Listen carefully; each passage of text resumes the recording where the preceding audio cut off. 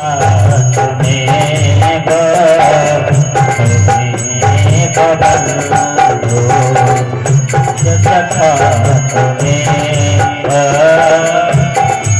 कृष्ण गोविंद हरे मुरारे, हे नाथ नारायण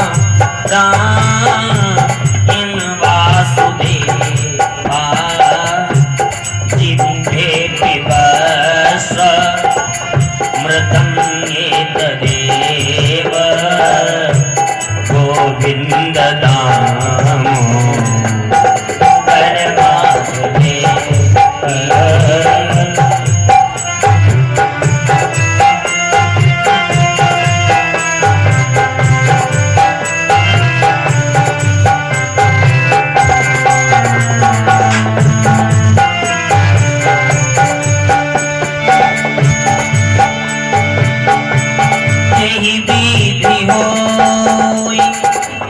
नाथ हित मोरा, करहु सुबेगी दास में तोरा, देवी पूजे पद कमल तुम्हारे, सुर नर मुनि सब होई सुधारे।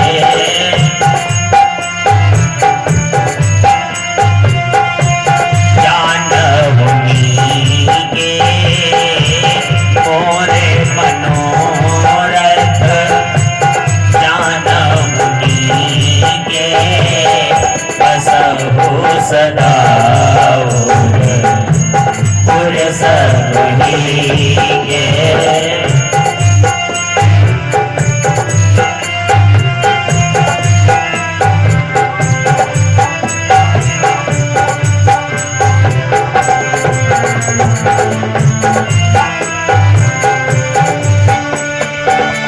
सिया राम में सब जग जानी, करहु प्रणाम जोरी जुग पानी। सीता राम चरण रति मोरे, अनुदीन बढ़ई अनुग्रह तो दे।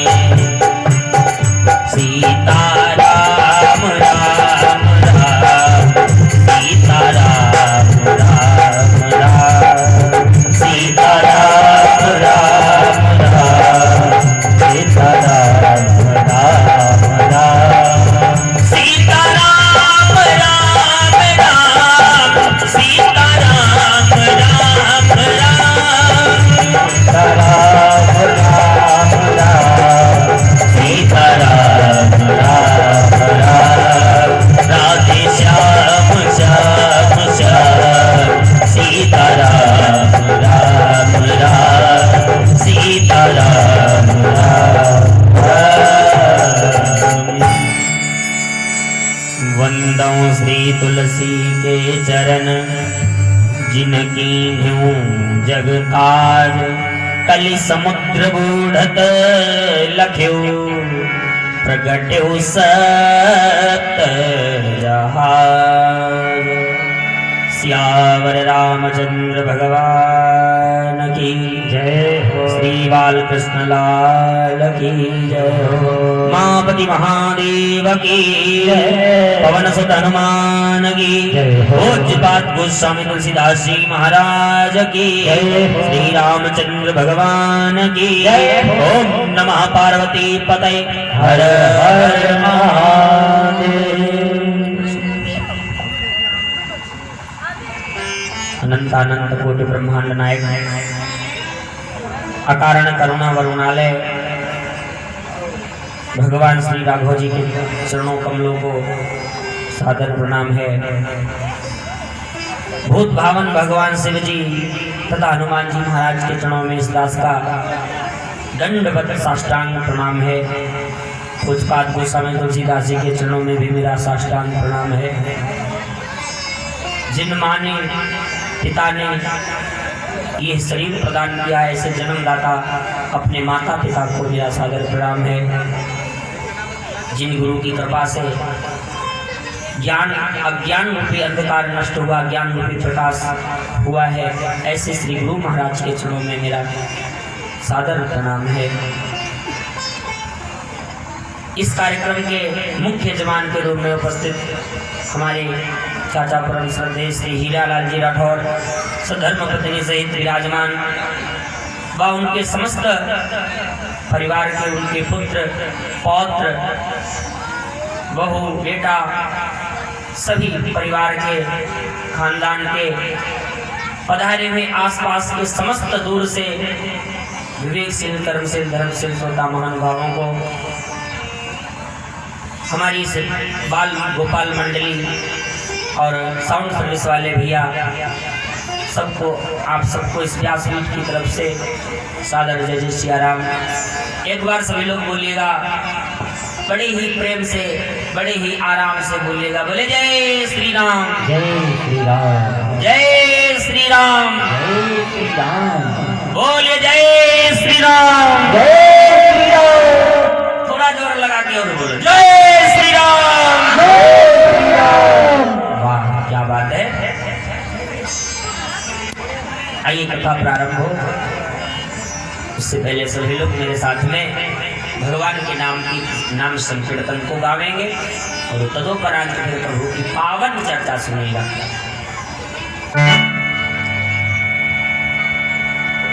कि जय जय राम कथा,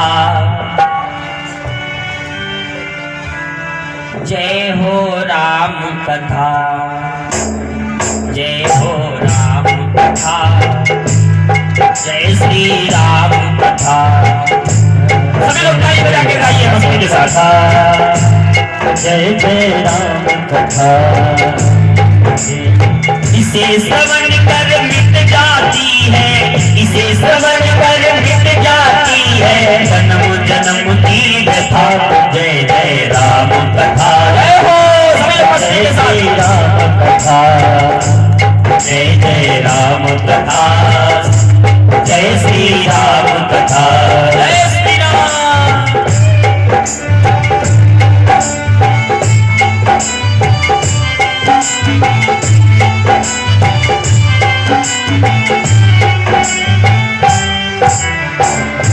क्या बात है।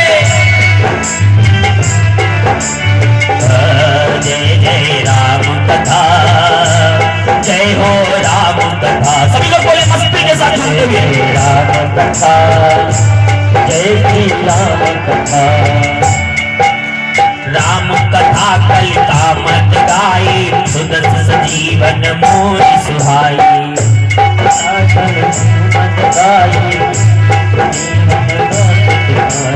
उठ विश्राम सकल जन रंजनी, राम कथा कल कलुष विभंजनी। सकल जन रंजनी, राम कथा कल कलुष विभंजनी। तेरा परमारथ बन जाए, तेरा परमारथ बन जाए, श्री नारद कर जथा। जय जय राम कथा, जय हो राम कथा, जय जय राम कथा, जय जय राम कथा।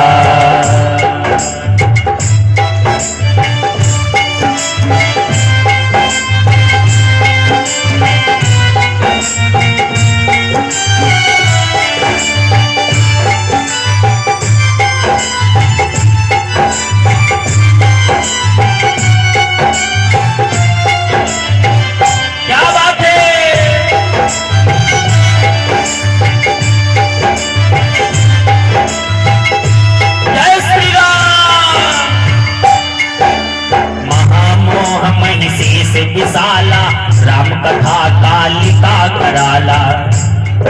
मोह रूपी महिषासुर का वध करने के लिए राम जी की कथा बिल्कुल काली के समान है।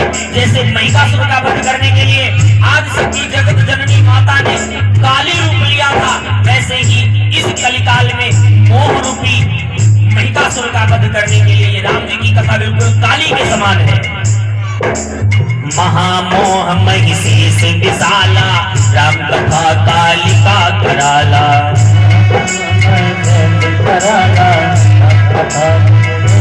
जय हो राम कथा शशि किरण समाना संत चकोर करई देह पाना। राम कथा शशि किरण समाना संत चकोर करई देह पाना। जितने बैठे हैं सभी संत बैठे हैं क्योंकि राम जी की कथा संत सुनते हैं, बाबा लिखते हैं।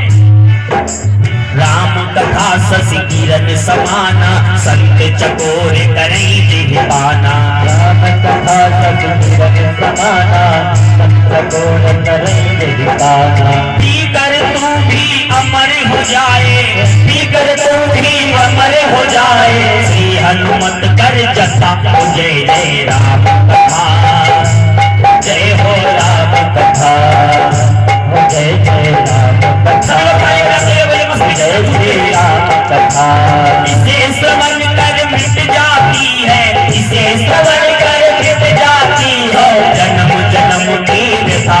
जय जय राम कथा, जय जय राम कथा, जय जय राम कथा, जय जय राम कथा।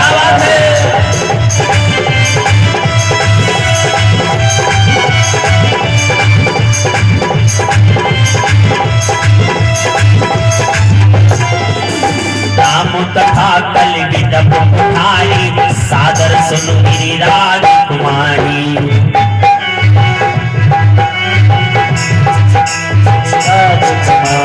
राम कथा सुंदर करतारी संशय विहग उड़ावन हारी। सभी लोग ताली बजा करके कहिए क्योंकि राम जी की कथा में अगर ताली न बजे तो कथा का महत्व ही नहीं है। मस्ती के साथ झूमते हुए राम कथा सुंदर करतारी और संशय विहग उड़ावन हारी। राम कथा सुंदर करतारी विहग उड़ावन हारी। तेरा सब संशय भागेगा, तेरा सब संशय भागेगा, तेरा सब संशय भागेगा।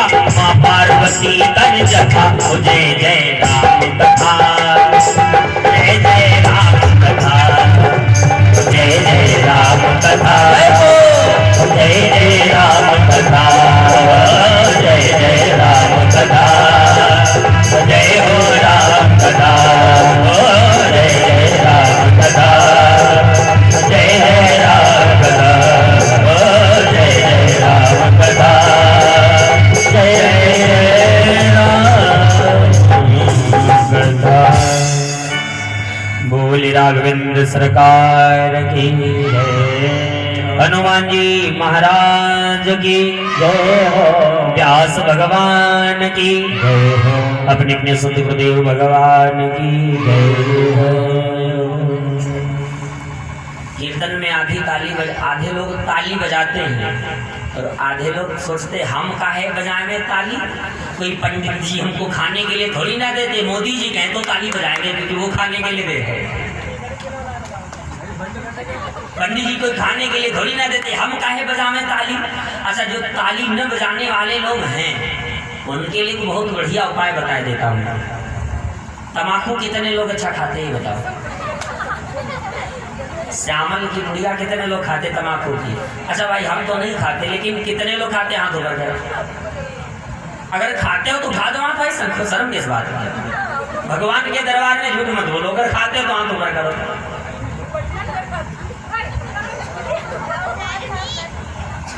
शर्म लग रही है, कैसे कह दें हम तम्बाकू खाते हैं।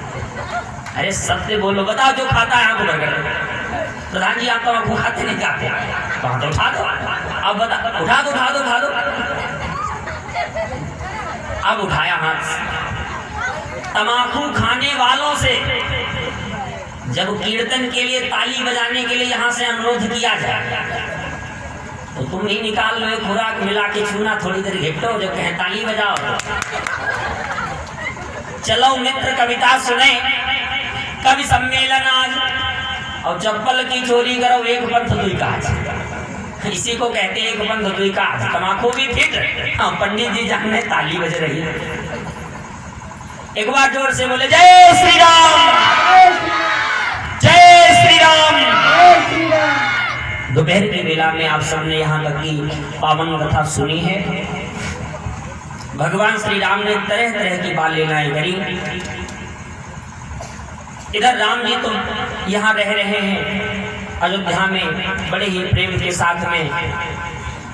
सुबह सुबह उठ करके माता पिता के चरण कमलों को प्रणाम करते हैं राघव जी कि प्रात काल उठे हे रघुनाथा, मात पिता गुरु नाम माथा।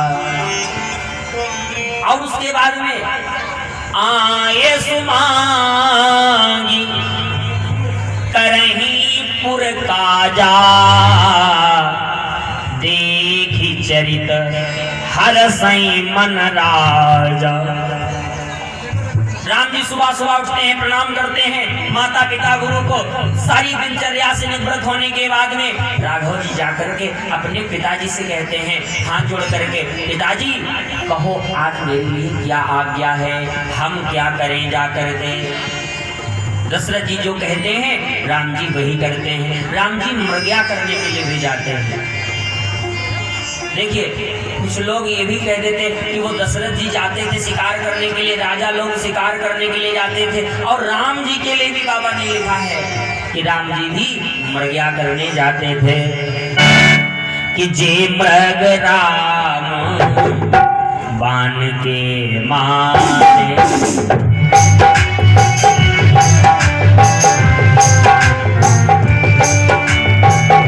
जे मृग राम बाण के मारे, सो तनु तजी सुर लोक सिधारे, सो तनु तजी सुर लोक सिधारे, सो तनु तजी सुर लोक सिधारे। राम जी ने जाकर के मृग्या करी। देखिए शिकार में और मृग्या में अंतर होता है। राजा लोग शिकार नहीं करते थे, राजा लोग मृग्या करने जाते थे। मृग्या में जाकर के सिर्फ 4 प्रकार के जानवरों का संहार करते थे। सबसे पहले शेर को मार देते थे, और उस शेर को मारते थे जैसे आजकल गाय आवारा घूमती। ये पहले वाला ही समय, पहले भी ऐसे ही था। पहले गाय अजर्रा चरती थी, चरागाह था उसी में छोड़ देते थे, चरने चली जाती थी, शाम को वापस आ जाती थी। तो राजा लोग जाकर के देखते कि यहाँ पे घास तो बहुत बढ़िया है, गाय के चरने योग्य है, और गाय कहीं चरते चरते यहाँ पहुंच गई। ये शेर यहाँ पर रहता है, ये शेर गाय को तुरंत खा जाएगा। गाय की रक्षा करना, प्रजा की रक्षा करना, ब्राह्मणों की रक्षा करना राजा का सर्वोपरि दायित्व होता है। देखिए आपके तप से राज्य मिलता है। मनुष्य जब तप करता है, आपके पुण्य कर्म का फल उदय होता है, तब से राज्य, और राज्य से जरा भी चूकन हो गई तो नरक मिलता है। क्योंकि गाया है कवियों ने कि जो राजा अपनी रैयत की पीड़ा को नहीं समझता है, वो नृप होता है शीघ्र नष्ट, मरने पर यमपुर जाता है।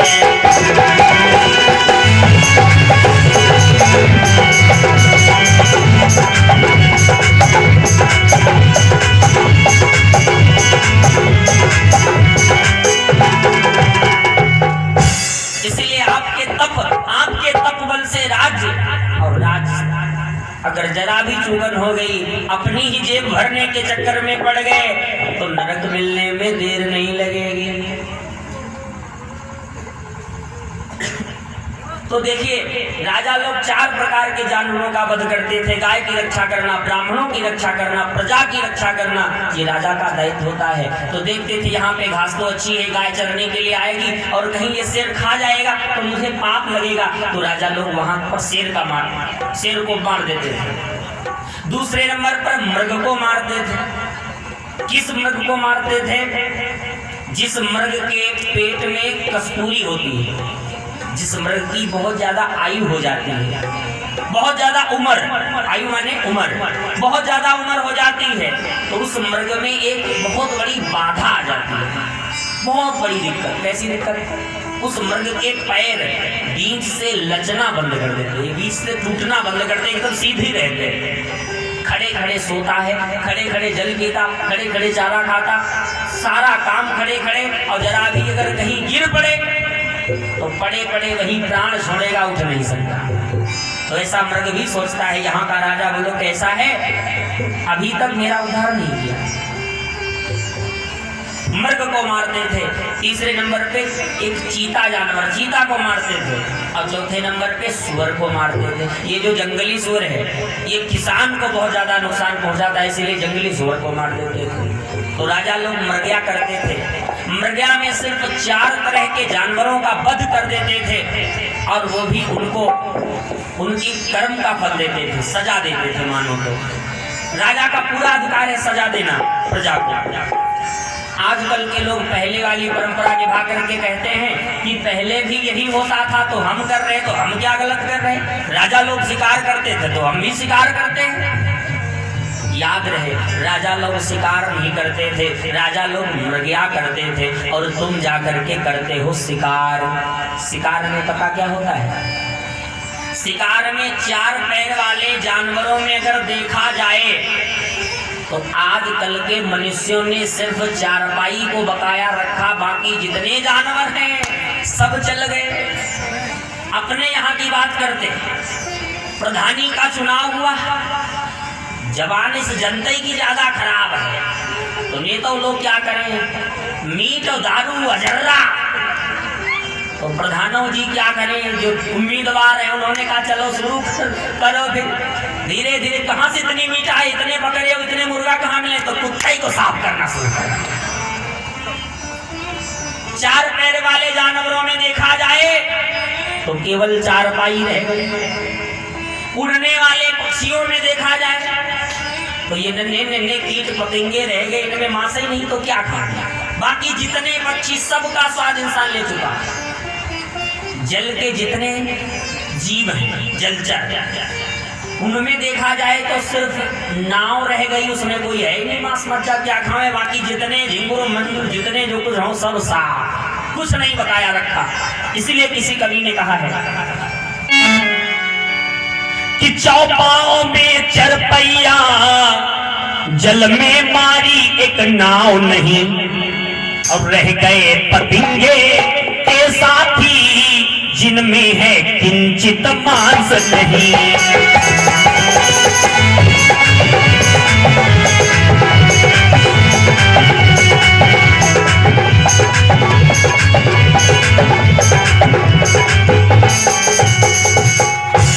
चौपाओं में चरपैया जल में मारी एक नाव नहीं, रह गए पतंगे के साथी जिनमें है किंचित मांस नहीं।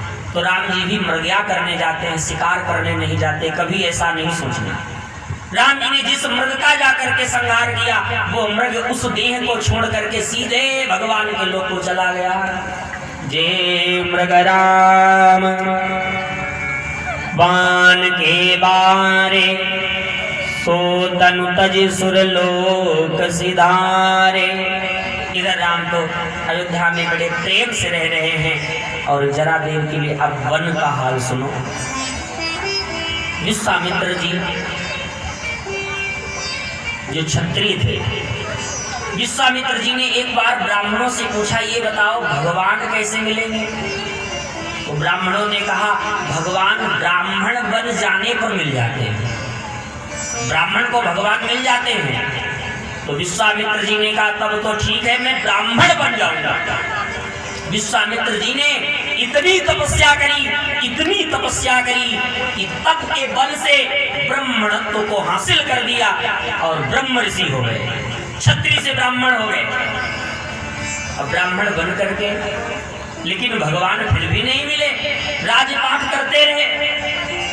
फिर पूछा कि मैं तो ब्राह्मण बन गया और उसके बाद भी भगवान मुझे नहीं मिल रहे, अब क्या करें?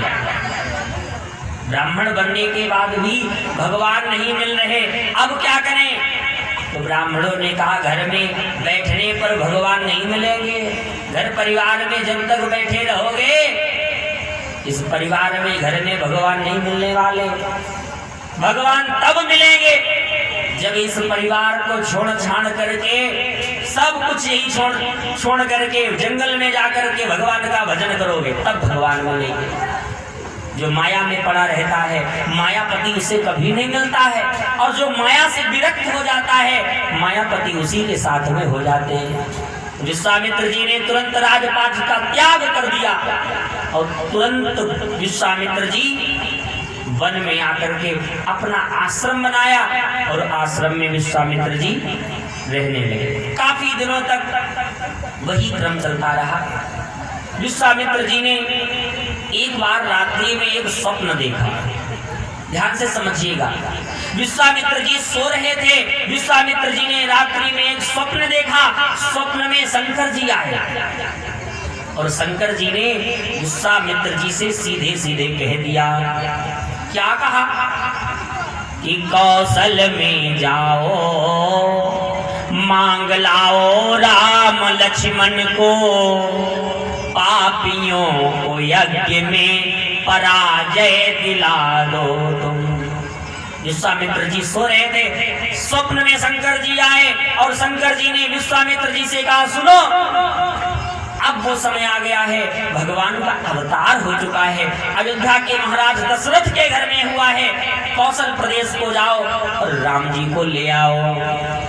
शंकर जी ने स्वप्न में बताया कि मेरे अस्त्र शस्त्र तंत्र मंत्र दे दो राघव को, राक्षसों को लंका को त्रिकूट को हिला दो तुम।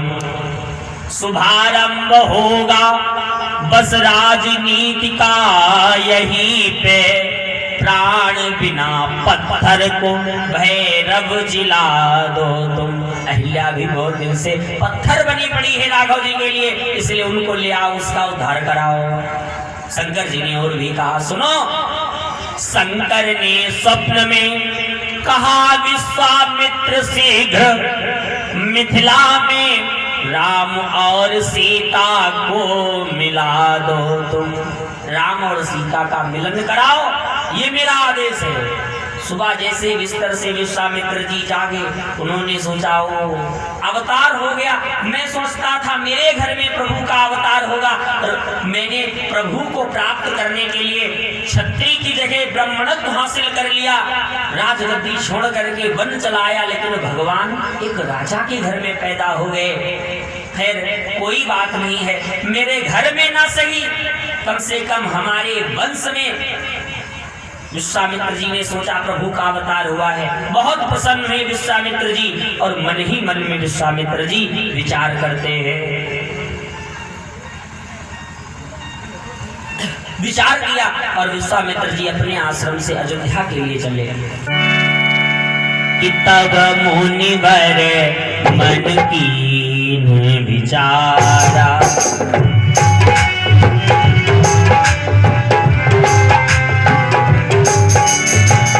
तब मुनिवर मन कीन्ह विचारा, प्रभु अवतरे हो हरण मैं ही भारा।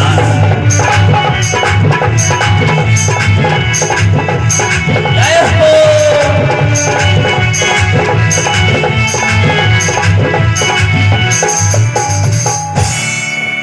प्रभु का अवतार क्यों हुआ है?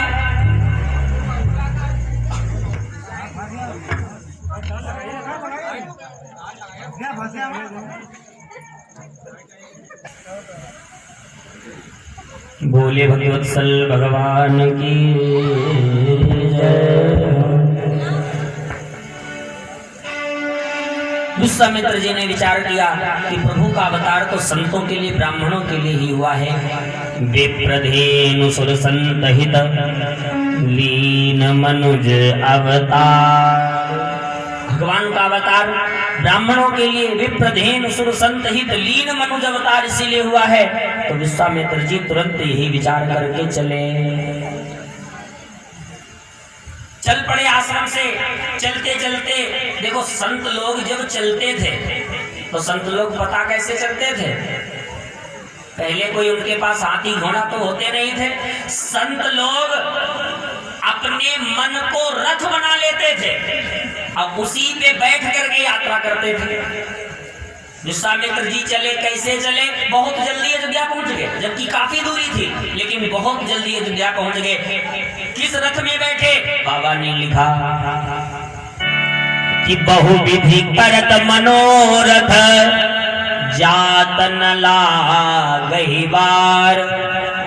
देर नहीं लगी और करीमज्जन सरयू जल गए भूप दरबार।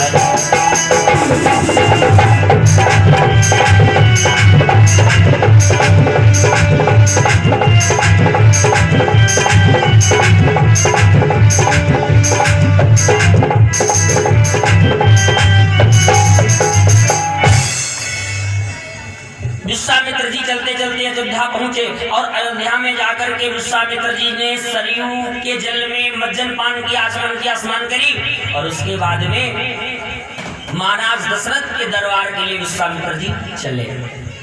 विश्वामित्र जी से किसी ने कह दिया, विश्वामित्र जी जरा यह बताओ, इस चंद्र से तुम्हारी कोई पुरानी रंजिश है क्या? विश्वामित्र जी ने कहा, मेरी समझ में नहीं आया, क्या कहते हो? उसने कहा, सुनो, अयोध्या में जब जब कोई चंद्र आता है तब तब आप राहु बन करके उसे डस लेते हो। एक बार महाराज हरिश्चंद्र हुए तब भी तुम अयोध्या में आए और हरिश्चंद्र महाराज की ऐसी परीक्षा ली, आपने महाराज हरिश्चंद्र को पृथक पृथक राजा और रानी को कर दिया। रानी एक ब्राह्मण के घर में सेवा करने के लिए गई और महाराज हरिश्चंद्र एक डोम के मरघट के ऊपर लाठी लेकर के तत्पर हो गए। इतनी कठिन परीक्षा ले ली कि स्वयं सर्प बनकर के रोहित कुंवर को जाकर के आपने डस लिया और वो तारामती महाराज हरिश्चंद्र की महारानी रोहित को लेकर के जब मरघट पर पहुंची तो महाराज हरिश्चंद्र ने बात आ गई तो बताते चले। महाराज हरिश्चंद्र ने जैसे ही देखा ये तो हमारी धर्मपत्नी है, लेकिन महाराज हरिश्चंद्र ने कुछ भी मन के अंदर भाव नहीं लाया। जैसे सबसे व्यवहार करते हैं वैसे ही अपनी पत्नी से भी व्यवहार किया। तो महाराज हरिश्चंद्र ने जैसे ही अपनी पत्नी से वही व्यवहार किया तो तारावती ने अपना परिचय बताया, मैं कोई और नहीं हूँ, मैं आपकी धर्मपत्नी हूँ, तारावती हूँ, ये आपका पुत्र है, रोहित है। महाराज हरिश्चंद्र ने कहा, मैं नहीं जानता, मेरी पत्नी मेरा पुत्र तो काशी के बाजार में बिक चुका है, अब मेरी कोई पत्नी मेरा कोई पुत्र नहीं रहा। मैं तो इतना जानता हूं, मैं केवल एक भांगी के यहाँ